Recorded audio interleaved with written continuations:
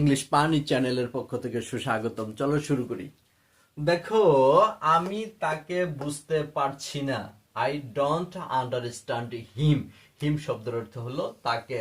আমি তাকে বুঝতে পারতেছি না। আই হলো আমি, আমি তাকে বুঝতে পারছি না। বুঝতে পারা ইংরেজি হলো understand. I don't understand him. Number 2 দেখো, আমি তোমাকে বুঝতে পারছি না। I don't understand you. আমি তোমাকে বুঝতে পারছি না। এবার দেখো আরেকটা, আয়ের জায়গায় যদি উই লিখি, যে we we don't understand you, আমরা তোমাকে বুঝতে পারতেছি না।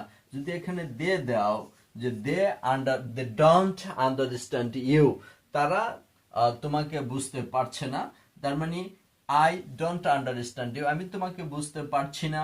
উই ডোন্ট আন্ডারস্ট্যান্ড ইউ, আমরা তোমাকে বুঝতে পারছি না। দে ডোন্ট আন্ডারস্ট্যান্ড ইউ, তারা তোমাকে বুঝতে পারছে না।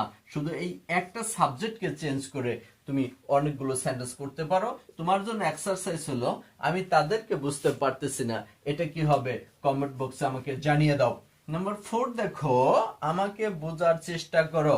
ট্রাই টু আন্ডারস্ট্যান্ড মি, আমাকে বোঝার চেষ্টা করো। তোমার পরিবারকে বোঝার চেষ্টা করো। Try to understand your family, তুমি তোমার পরিবারকে বোঝার চেষ্টা করো।